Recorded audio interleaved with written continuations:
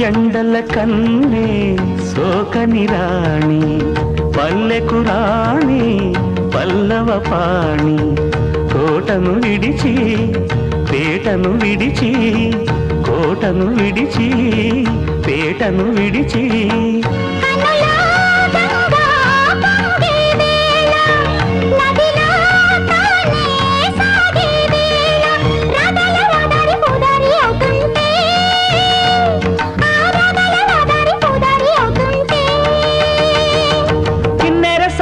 వచ్చిందమ్మా వెన్నెల పైటేసి